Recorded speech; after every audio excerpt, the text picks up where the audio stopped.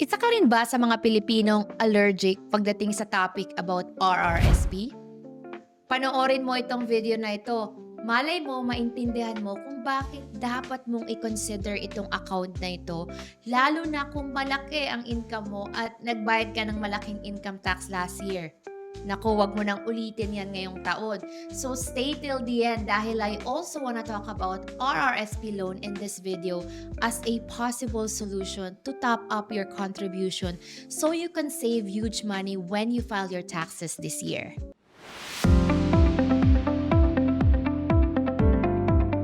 Welcome back to my channel. My name is Sheila, and if you're new here, don't forget to hit that subscribe button because every week I try to post videos where I simplify everything I know about finance in a way na mas maiintindihan ng ating mga kababayan para marami pa sa ating mga Pilipino ang maging financially educated dito sa Canada. Disclosure lang, I'm not an accountant, so everything that I will discuss today is purely educational and not a financial advice. Alam ko namomroblema ka kasi sobrang ginalingan mo last year kaya lang alam mo rin na hindi ka palalagpasin ng CRA because they have to get their fair share from your income.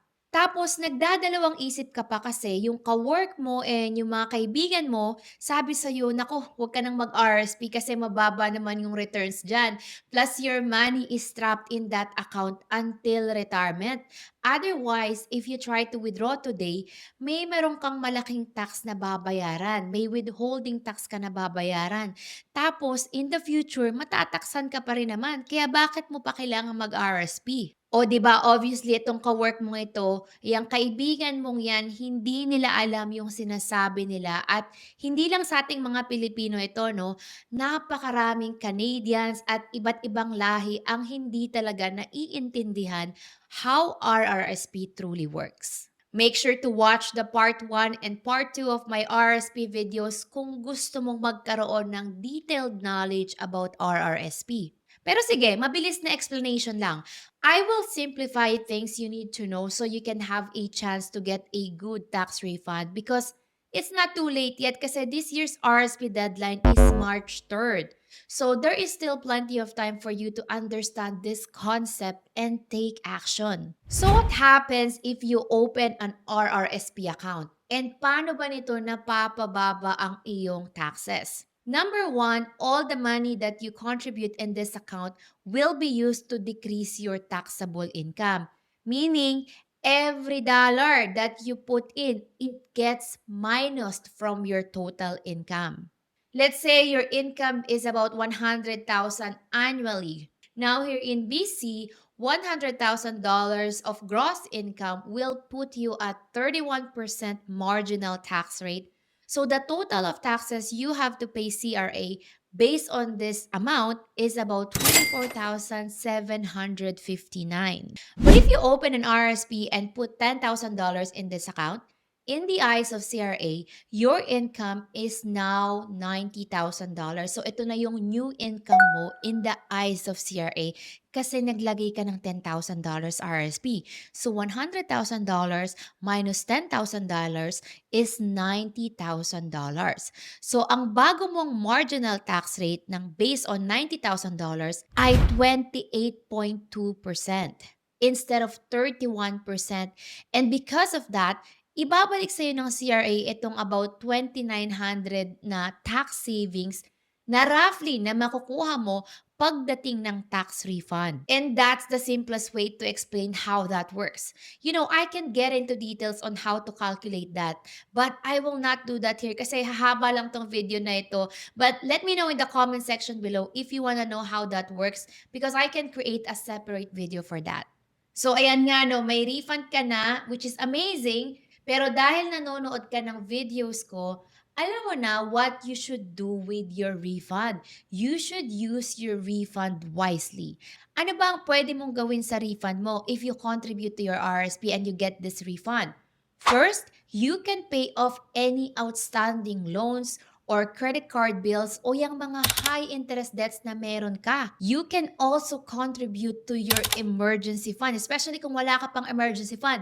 Magbukas ka ng TFSA and put your emergency fund there. And then pwede mo rin namang i-reinvest tong refund mo sa RRSP mo sa first-time home savings account, and maybe for another TFSA for your long-term goal. Pwede ka ring mag-drop ng lump sum payment for your mortgage. And ito nga yung mga ilan mong dapat gawin para mas mapakinabangan mo yung refund na makukuha mo. Maging matalino ka sa paggamit ng refund na yan. And sure, you can treat yourself if you want, pero wag mo naman lahatin. Hindi naman masama mag-enjoy, no? But you also have to balance things out. Wag palaging one-day millionaire pag may pera. Now, the money in your RSP should be invested in great funds that offer strong returns para ma-maximize mo yung growth ng pera mo sa account na ito. Kasi any investment growth or income you earn in this account is growing on a tax-deferred basis. Meaning, hindi mo kailangan magbayad ng taxes every single year kahit lumalaki yung pera mo dito sa RRSP. So if you're making, let's say, 10% interest rate per year sa investment mo over the long term, and you are taxed at 0% within this account, that means every year you make 10%. 10%, 10%, 10% every year.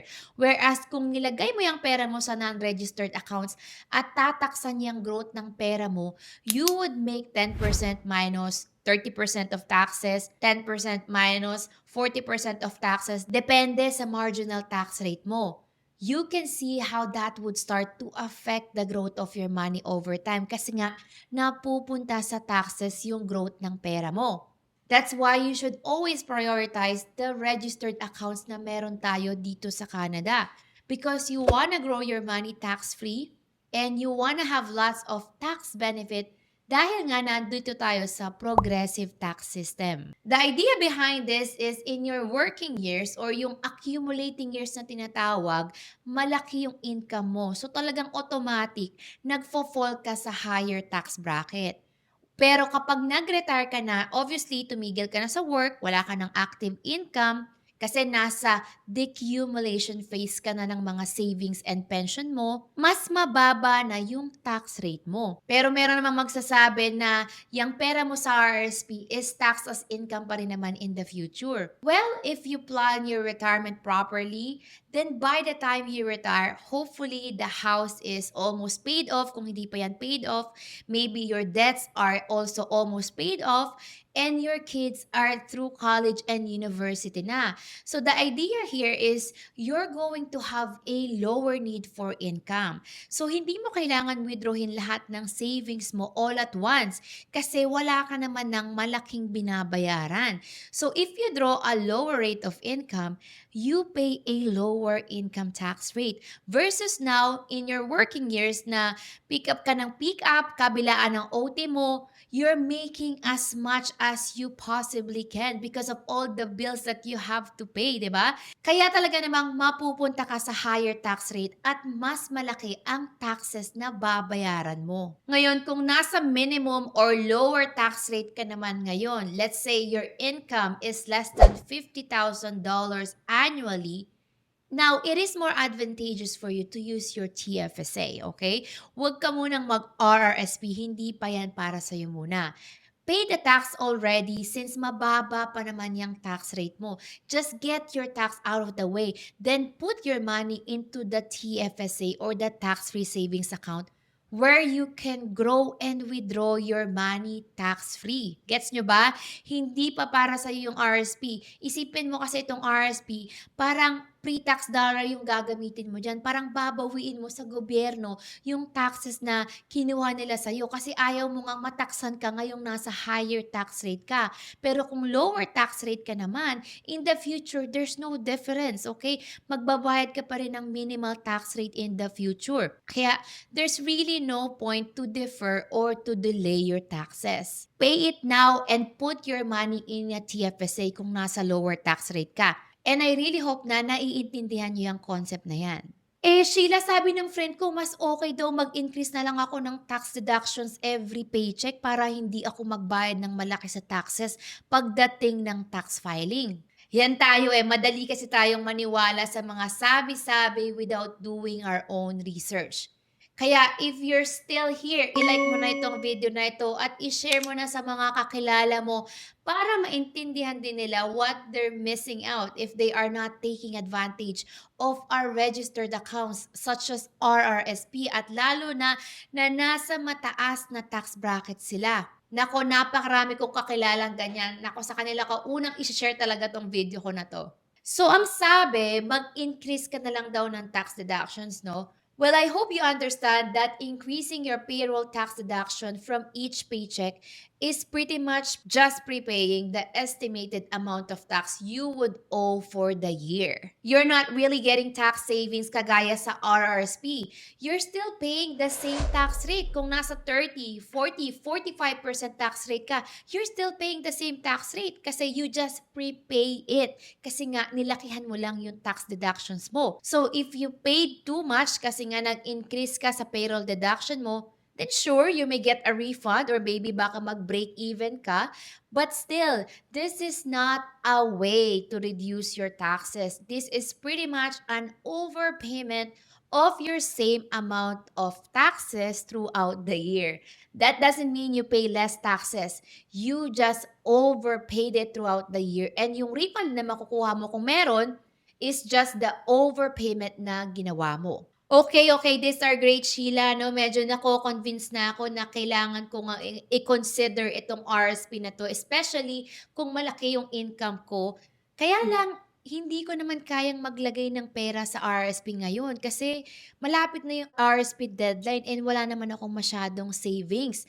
Maliit pa rin yung nasa RSP ko and pakiramdam ko hindi enough yung nasa RSP ko kasi magbabayad pa rin ako ng malaking taxes this year. Now, here's what you can possibly explore if you don't have a pile of cash lying around na you can put sa RSP mo kasi nga, let's be real, with the increasing cost of living, kahit mataas yung income mo, a lot of people are living paycheck to paycheck. Karamihan pa rin sa atin hindi marunong mag-budget para sa mga investment accounts na yan.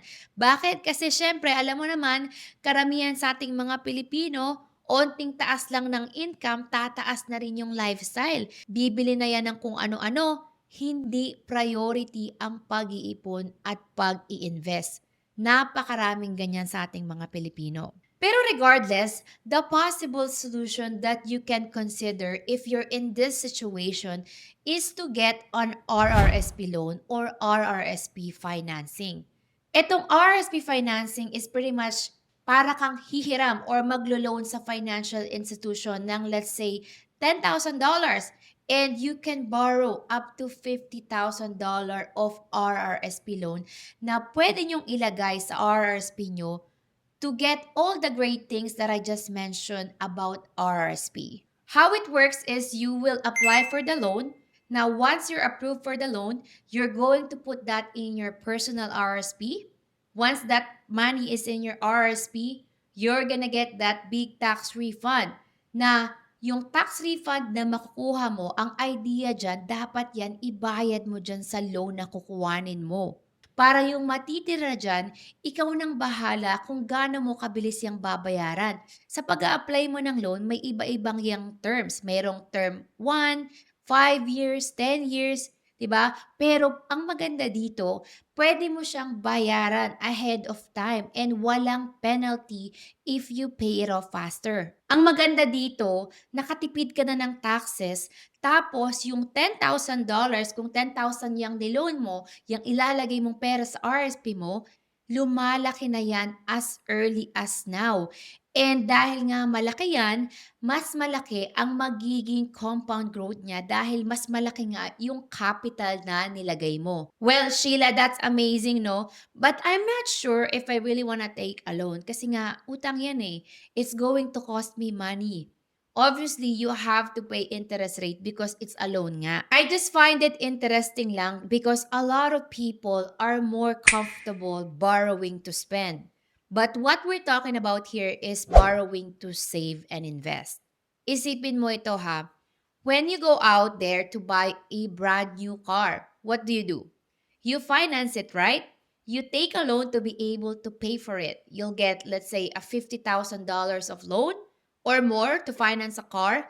and you'll ended up paying 60 to 80,000, sometimes more, depending on the interest rate in total repayment for that $50,000 lang na binili mo.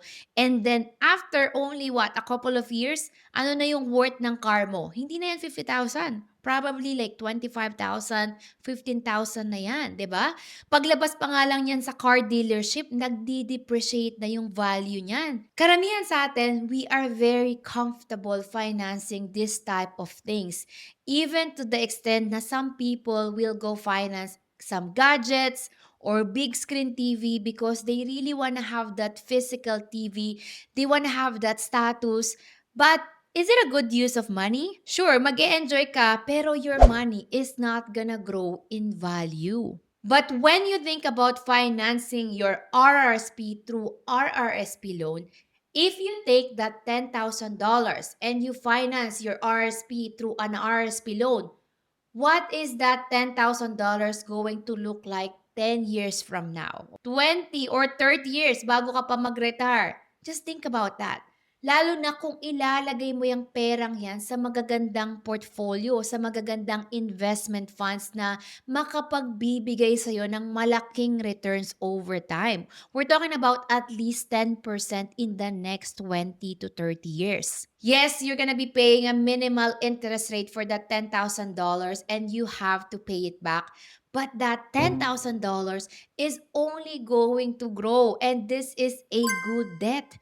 Dahil alam naman natin na hindi lahat ng utang ay masama. Wealthy people knows how to leverage good debts to make them more wealth.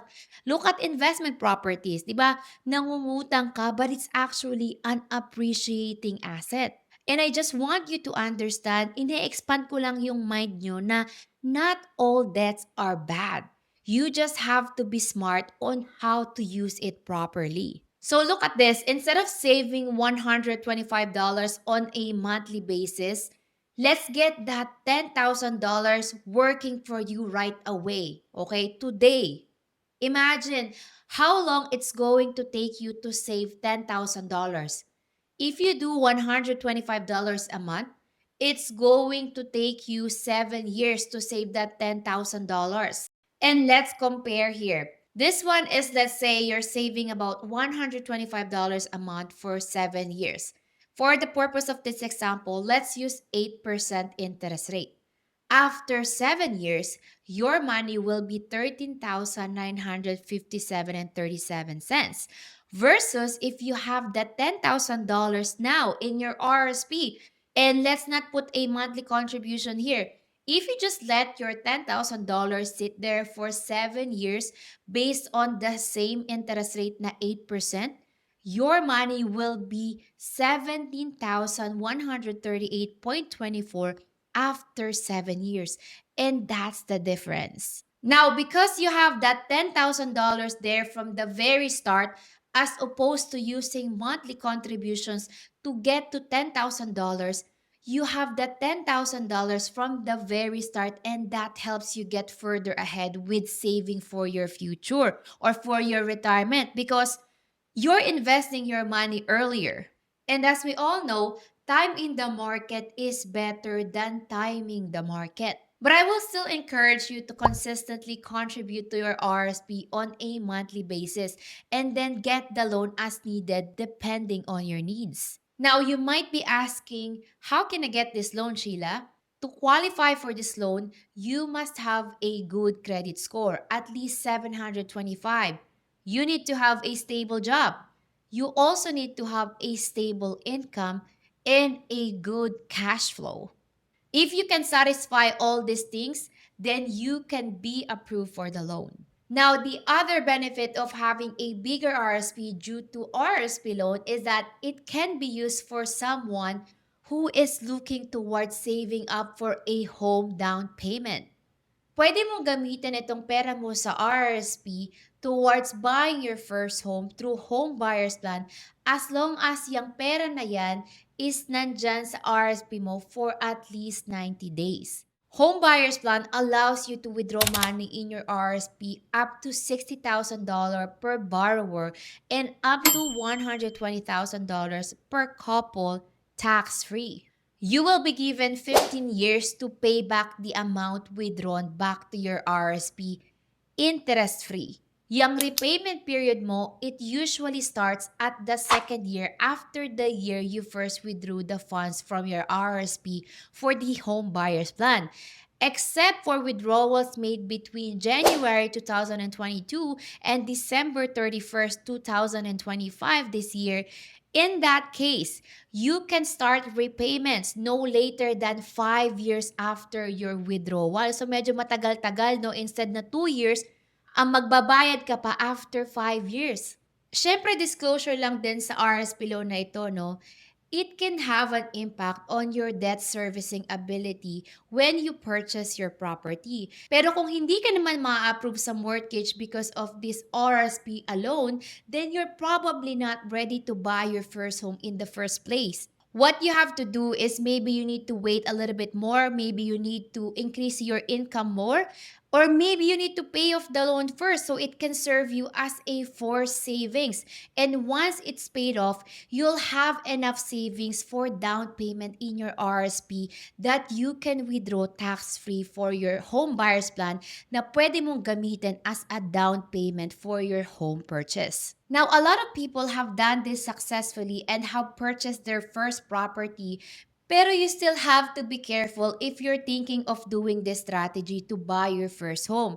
Kasi think about this, you have to be ready to pay for 3 things. Number 1 is your RRSP loan. Number 2 is your mortgage payment. And number 3 is the home buyer's plan na babayaran mo after 2 years or after 5 years for the next 15 years. So what I want to emphasize here is cash flow is extremely important in this strategy.